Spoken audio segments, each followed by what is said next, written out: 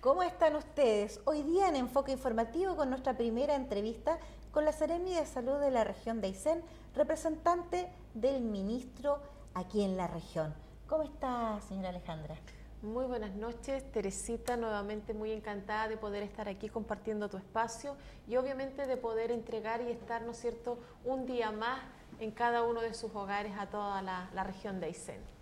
Así es, hoy día es importante que conozcamos qué pasa en el sector de salud, en este sector de salud, tanto políticamente como técnicamente, que es muy importante saber por dónde vamos. Vamos con la primera, leímos las noticias y salió a nivel nacional sobre que parece que el INAN tendría, con marca, porque salió en todos los medios, sí, una fórmula para prematuros que tendría problemas.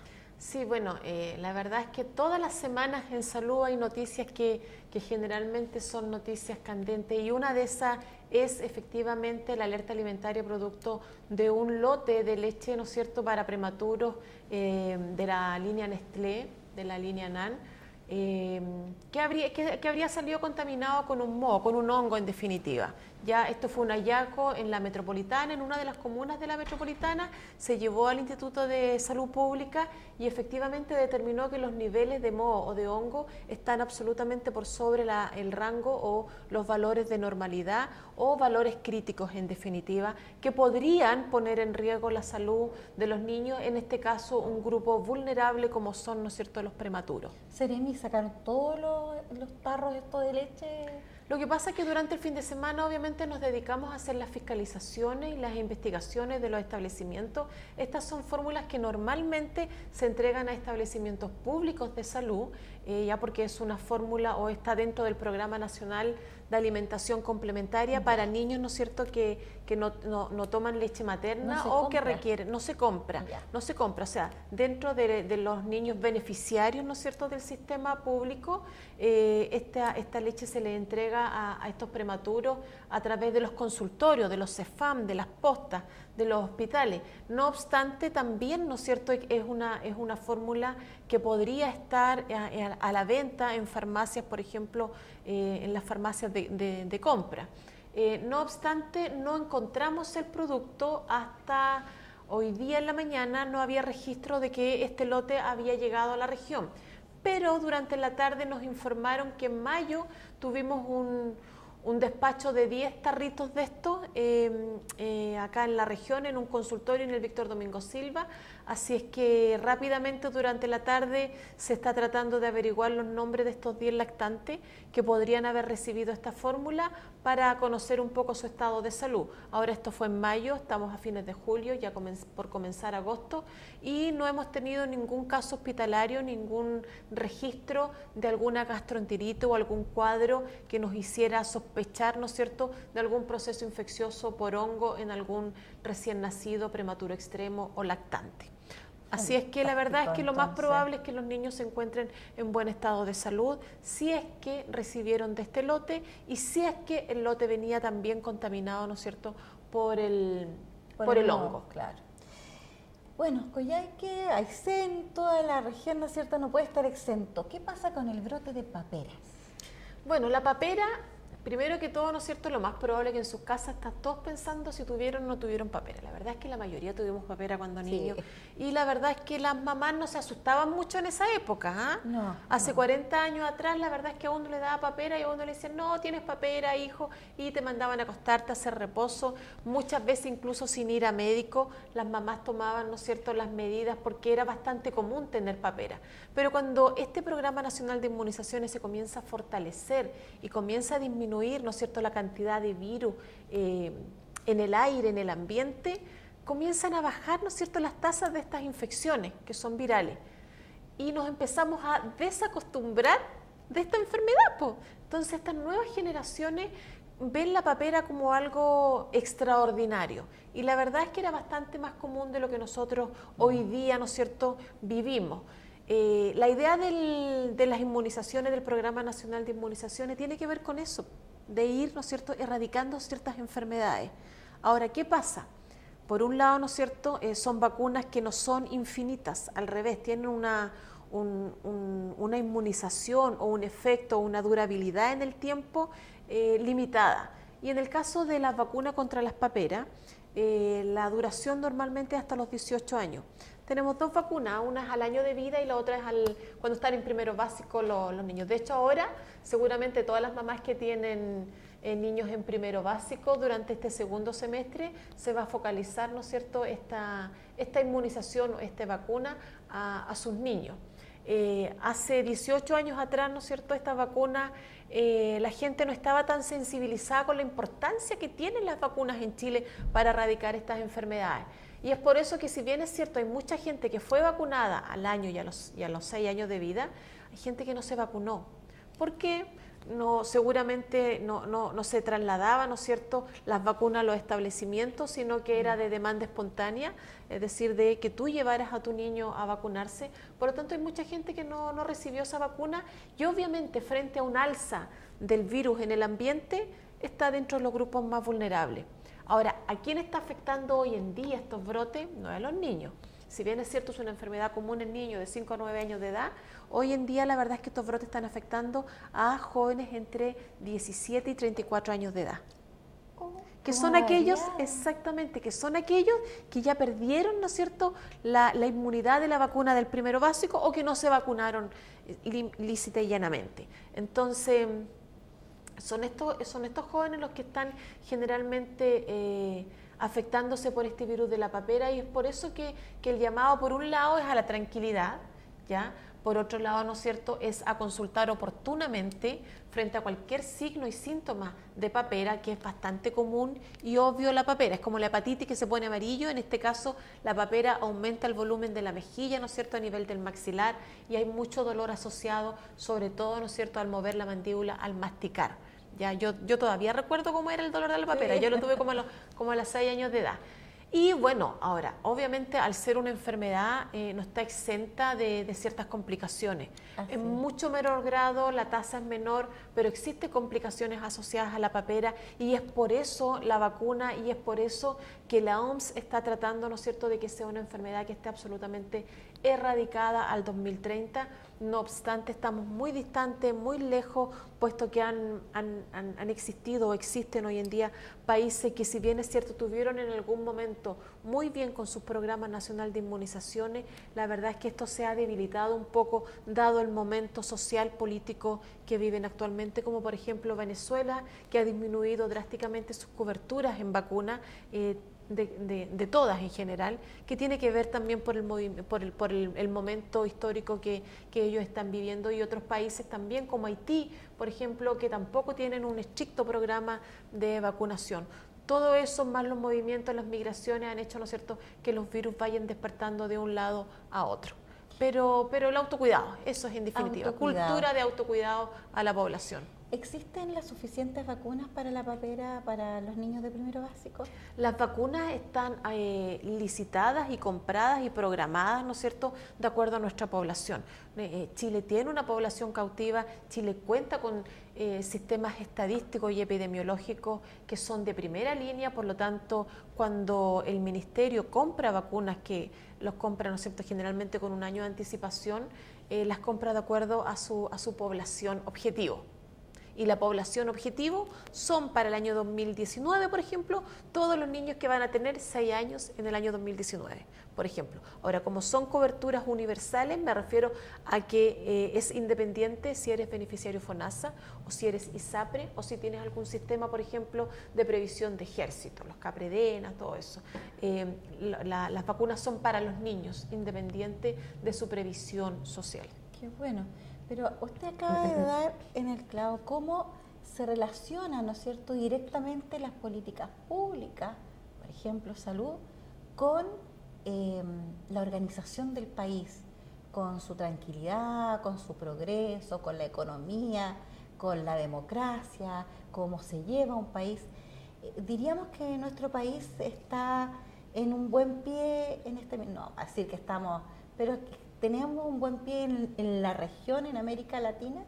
Bueno, Chile es uno de los países que más ha crecido en todo ámbito. Sin duda alguna que las brechas en salud, las brechas en economía son Exactamente, son infinitas. Pero si uno se compara con esto de compararse, esto es muy, muy chileno. Si uno se compara obviamente con otros países, estamos mucho mejor epidemiológicamente. La verdad es que las tasas de mortalidad, por ejemplo, infantil, materna, que son un poco las tasas que yo más manejo porque tienen que ver con mi área matronil, nosotros la verdad es que estamos años luz de otros países centroamericanos. Estamos muy, muy similares a... También comparándonos, ¿no es cierto?, con los mejores, siempre nos comparamos con Europa o con los gringos, ¿no es cierto? La verdad es que estamos bastante bien epidemiológicamente en Chile con las tasas de mortalidad y morbilidad. Pero obviamente la curva epidemiológica, si bien es cierto, se ha ido alejando un poco de enfermedades infectocontagiosas, como por ejemplo, ¿no es cierto?, todas las que tenían que ver con saneamiento o también con las tasas de infección en el parto o en el recién nacido, nos hemos desviando a todas estas enfermedades crónicas que son no transmisibles, como por ejemplo la diabetes, la hipertensión, que están muy relacionadas con calidad de vida, con determinantes sociales, ¿no es cierto?, y con las expectativas de vida que hoy en día tiene el ser humano. O sea, si antes fallecíamos a los 40, 45, 60 años, hoy en día todos sabemos que estamos todos llegando a ser abuelos mayores de 80, 85, 90 años. O sea, la expectativa es 100 años, imagínate. Las expectativas de vida cada vez son más altas. Cuando alguien fallece a los 60, 70 años decimos, oh, pero ¿cómo murió tan joven? Así es. Y Seremi, parece que estamos bien relacionadas telepáticamente. Estamos conversando y vamos como si usted estuviese con nosotros igual. Hoy día la comunidad escolar de la región de Aysén, porque es una familia muy antigua, y esto es un comentario aparte de todo lo que estamos nosotros conversando, la parte humana, la muerte, ¿no es cierto?, parte de la vida. Se nos fue, como dice usted, una persona muy joven, debe haber tenido 50 y tantos, 60, no sé, pero una profesora destacada, Lorna Laive Pérez.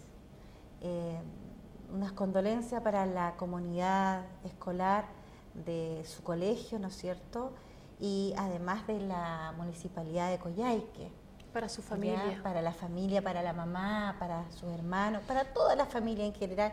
Y es que gente de toda la vida. Exactamente. Entonces uno lo siente y siente que, porque también hay amistad, hay mucho cariño, así que ayudando no va a sentir, pero uno sabe que no está en los zapatos de la familia y eso es, y bueno, el cáncer hace sus estragos y después conversaremos quizás en otra oportunidad, Seremi, de lo que hace esta enfermedad en la población en general. Sí, así bueno, sin duda alguna en esta región el cáncer de mama, por ejemplo, la lleva. Aquí una de las primeras causas de muerte en la mujer por cáncer es el cáncer de mama, desplazando el cáncer cervicouterino, que en algún momento pasó a ser una de las primeras causas. ¿El pulmonar, pero no? Sí, el de pulmón también está, pero específicamente en la mujer es mama. Después me parece que vamos con vesícula, que la verdad es que como que nadie habla de la vesícula y es una de las primeras causas de muerte por cáncer también. Pulmón siempre también juega en los primeros lugares, y cervicouterino en la mujer también. Y lo importante en el cáncer cervicouterino es que, a diferencia del cáncer de mama, que es detectable en etapas precoces, el cáncer cervicouterino es sumamente prevenible porque da muchas alarmas tempranas, y esas alarmas tempranas tienen que ver con un examen fundamental y básico en toda mujer desde que inicia su actividad sexual, que es el Papa Nicolau. El Papa Nicolau, señoras, o sea, hoy en día que se muere una mujer por cáncer cervicouterino a los 30, 40, 50 años, la verdad es que es imperdonable para el sistema público y es imperdonable para nosotras, las familias. ¿Por qué? Porque, insisto, es un cáncer absolutamente detectable en etapas tempranas. Así es, porque salud es vida, ¿no es cierto? Y también es muerte, también es parte de la vida. Vamos con el día de la hepatitis, Seremi. Mira, Teresita, el 27 de junio, que esto fue el sábado, Sí. 28 de junio, perdón. El 28 de junio, sí, el 28 de junio se celebró, se conmemoró en realidad el Día Internacional de la Hepatitis. Uno dice, ¿para qué celebrar el Día de la Hepatitis? Celebramos el día de esto, el día de lo otro, los San Juanes. Y más encima estamos celebrando los días de las enfermedades. Pero fíjate que estos son estrategias comunicacionales nomás que tiene la Organización Mundial de la Salud, y que en definitiva te dice, ojo, existe una enfermedad que se llama hepatitis, que es prevenible y que la verdad es que es absolutamente necesario como gobierno, como ministerio, ¿no es cierto?, acordarnos que existe, que está latente, que es una de las causas de muerte todavía, no solamente en Chile, sino que en las Américas y el mundo, ¿ya? Y que es necesario, ¿no es cierto?, año a año ir rediseñando las políticas públicas de tal manera, ¿no es cierto?, que podamos impactar positivamente, ¿no es cierto?, en poder ir previniendo esta enfermedad a través, ¿no es cierto?, de otras políticas públicas como, insisto, en la vacunación, porque está dentro del Programa Nacional de Inmunizaciones, y por otro lado, ¿no es cierto?, ir incorporando medidas, tratamientos, oportunidades y acceso en una ley, ¿no es cierto?, que se llama Garantías Explícitas en Salud, famosa Ley GES o ex Ley AUGE, que existía antes. Entonces, este día, ¿no es cierto?, de la hepatitis no viene otra cosa que a decirnos a todos los que pertenecemos al mundo de la salud, a todos los que pertenecen al mundo de las políticas públicas y a todos, ¿no es cierto?, a la población en general, que existe esta enfermedad, que está latente en nuestro país, que hay 5 subtipos, ¿no es cierto?, de la A, B, C, D, E, pero son 3 las más comunes, ¿no es cierto?, que son la hepatitis A, la hepatitis B y la hepatitis C, ¿no es cierto?, que son las enfermedades más prevalentes que existen aún en Chile, en las Américas y por sobre todo en la región de Aysén. Qué bien. Este tema de la hepatitis, como dijo usted, política pública, pero esfera pública también, pero en la esfera privada, ¿qué podemos hacer los ciudadanos para que no nos encuentre esta enfermedad? La hepatitis, como les comentaba, es una hepatitis, es una infección, una enfermedad al hígado que es prevenible. Entonces, para entender un poco cómo nos vamos a cuidar de esta hepatitis, debemos entender así súper general y a grandes rasgos, primero cómo se transmite. O sea, si sabemos cómo me contagio de la hepatitis, obviamente voy a poder entender cómo me protejo. Y la hepatitis A, ¿te acuerdas, Teresita? Tenía que ver un poco con el saneamiento, porque la hepatitis A se transmite por las fecas humanas, contaminadas con hepatitis. Por lo tanto, antiguamente cuando no existía agua potable, ¿no es cierto?, en la mayor parte de la población, y existía mucho el agua de pozo o ir a buscar agua a los ríos, ¿no es cierto?, el saneamiento básico era débil y por lo tanto la cantidad de contagiados por hepatitis A era mucho más alta. En las hortalizas, por ejemplo, contaminadas con fecas humanas o contaminadas con aguas servidas por estas famosas letrinas con pozos negros. Entonces, esto hacía, ¿no es cierto?, que tuviéramos mucha hepatitis A, pero, ¿no es cierto?, gracias al saneamiento básico que el Estado ha ido, ¿no es cierto?, solucionando y avanzando cada vez más, esta enfermedad ha ido disminuyendo. Y por otro lado, ¿no es cierto?, toda la estrategia, insisto, de vacunación, ¿no es cierto?, todo el Plan Nacional de Inmunizaciones que incluye la vacunación de la hepatitis A desde el año pasado, desde este año, si es que no me equivoco, desde este año partió, o el año pasado partió el esquema de hepatitis A los 18 meses, porque la hepatitis B, que también, ¿no es cierto?, es una infección viral, pero por el virus tipo B, ¿no es cierto?, o por la B, esa hepatitis es una infección de tipo transmisible sanguínea, por contagio sanguíneo. Entonces ahí todas las infecciones de transmisión sexual, por ejemplo, cobran importancia, porque si se transmite por la sangre, entonces se transmite también a través de las relaciones sexuales, porque además de sangre hay contagio por fluidos contaminados por hepatitis B, como lo son, ¿no es cierto?, los fluidos vaginales y el semen, por ejemplo. Entonces, ahí, ¿no es cierto?, es donde nosotros debemos tener especial precaución. Y en la hepatitis C, que también tiene que ver con transmisión sanguínea, se ve mucho más asociada a las transfusiones que existían antes, ¿no es cierto?, en banco de sangre, cuando no existía un tamizaje para hepatitis C, que se incorporó recién en el año 96. ¿Ya? Ahora, ¿qué tiene de particular esta hepatitis B y esta hepatitis C? Que generalmente son enfermedades bastante silenciosas, ¿ya? Y cuando dan síntomas es porque muy probablemente ya estemos en una etapa en la cual estamos con un hígado probablemente cirrótico o con un hígado ya, por ejemplo, con un cáncer hepático. Exactamente. Entonces, por ejemplo, la OMS, ¿qué recomienda la OMS? La OMS nos recomienda a todas las personas mayores de 45 años y que, por ejemplo, tuvieron el antecedente de haber recibido una transfusión sanguínea antes del año 96, puede realizarse un screening básico, se realiza en cualquier consultorio. Normalmente cuando uno se va a realizar exámenes de transmisión sexual, por ejemplo, un VIH, una sífilis, un BDRL, te incorpora la matrona o el médico el virus de hepatitis B, hepatitis C dentro del tamizaje, dentro del screening, más que nada para saber si eres o no eres portador de los virus. Qué es importante, ¿no es cierto?, aquí el autocuidado. Yo insisto en la cultura en la población del autocuidado que tiene que ver con higiene, con manipulación de alimentos. Aquí cobra real importancia las autorizaciones, por ejemplo, de la Seremi de Salud, en los lugares en donde no existe saneamiento del agua potable. Entonces la gente se pregunta y me dice, pero Seremi, usted me está coartando la posibilidad de crecer económicamente.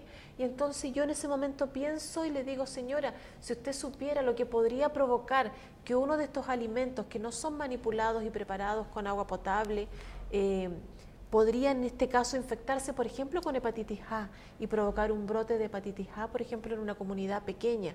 Entonces, esa es la real importancia que tiene la fiscalización del agua por parte de la Seremi de Salud en la manipulación de los alimentos. En la hepatitis B y hepatitis C cobra real importancia el autocuidado que la gente pueda tener, ¿no es cierto?, con su sexualidad, ¿no es cierto? Los mismos cuidados que pueden tener para una probable infección de VIH-Sida o cualquier otra infección de transmisión sexual, hay que tenerlo para el virus de hepatitis B y hepatitis C. En Chile no existen, o en la región de Aysén, grandes reportes, por ejemplo, de drogadicción intravenosa. Nosotros no tenemos eso, felizmente, ¿no es cierto? Pero sí ya hay mucho tatuaje, por ejemplo. Sí. Y es importante la gente joven que normalmente, ¿no es cierto?, se ve tentada por estos tatuajes, porque yo también fui joven y también me vi tentada, pero mi mamá no me dejó y le hice caso, no me tatué nunca en ninguna parte de mi cuerpo. La verdad es que uno se ve muy tentada cuando es joven de plasmar, ¿no es cierto?, cosas, imágenes, recuerdos, palabras, el pololo, lo que sea, en su cuerpo. La verdad es que yo los insto a primero ojalá no realizárselo. Y si se los realizan, en un lugar que esté absolutamente autorizado por la Seremi de Salud, es decir, que cumpla con los requisitos, las normas básicas de saneamiento, que les entreguen en definitiva no solamente un buen servicio, porque el tatuaje salió maravilloso, sino que un buen servicio de calidad, en el sentido que le entregue también seguridad. Eso es en definitiva. Vida. Vamos con el reingreso del año escolar, este receso escolar que se llama, entre paréntesis, vacaciones de invierno. ¿Qué pasa con el reingreso de los estudiantes? Bueno, parte el año académico o parte, ¿no es cierto?, llegamos de vacaciones de invierno y la verdad es que vuelven nuevamente a circular los virus en el ambiente. Tuvimos un mes de junio y de julio, principios de julio, bastante complicadito. Tuvimos alrededor de 27 casos por VRS, por ejemplo, virus respiratorio sincicial, de los cuales 4 niños requirieron traslado extrarregional, es decir, fuera de la red, porque requerían, ¿no es cierto?, un soporte ventilatorio, intubación, UCI, como le quiera llamar la gente. Pero de los otros 23 niños, la verdad es que es importante destacar que fueron manejados terapéuticamente correctamente, lo cual, ¿no es cierto?, hizo que estos niños pudieran ser tratados en el Hospital Regional Coyhaique y no debieron ser trasladados, lo cual también, ¿no es cierto?, es un vaso medio lleno que es importante mencionar, es importante decir a la comunidad, para que la comunidad además tenga la confianza, ¿no es cierto?, de que en el Hospital Regional Coyhaique se están haciendo las mejoras necesarias, no solo en infraestructura, sino que también en recursos humanos y en capacitación de este recurso humano, que tenga la capacidad, ¿no es cierto?, de poder irle generando y dándole la atención terapéutica para la correcta mejora de estos niños. Pero ¿qué es lo importante de la vuelta a clase de estos niños? Que, como les digo, vuelven a circular los virus en el ambiente y es importante recordar a la comunidad que agosto y septiembre son los meses más críticos en cuanto a resfrío por VRS. Es el VRS el que está circulando, es un virus respiratorio mucho más agresivo que años anteriores, por lo tanto el llamado a la comunidad y sobre todo a las mamás que tienen niños menores de 2 años es: niño con tos, niño con moco, niño con fiebre, por favor no lo lleven al jardín. Los niños menores de 2 años son los niños más vulnerables y son los niños que hasta este momento son los que han tenido un mayor índice de hospitalización y son los que han sido trasladados fuera de la región. ¿La han escuchado, la han visto a nuestra Seremi de la región de Aysén, Seremi de Salud? Palabras para que nos despidamos, Seremi, que nos pasó la hora. Pasó la hora, me despido de cada una de ustedes. Yo quiero insistir en lo que es la campaña de invierno. No se olviden, agosto y septiembre, los meses más críticos, más duros con el virus respiratorio sincicial.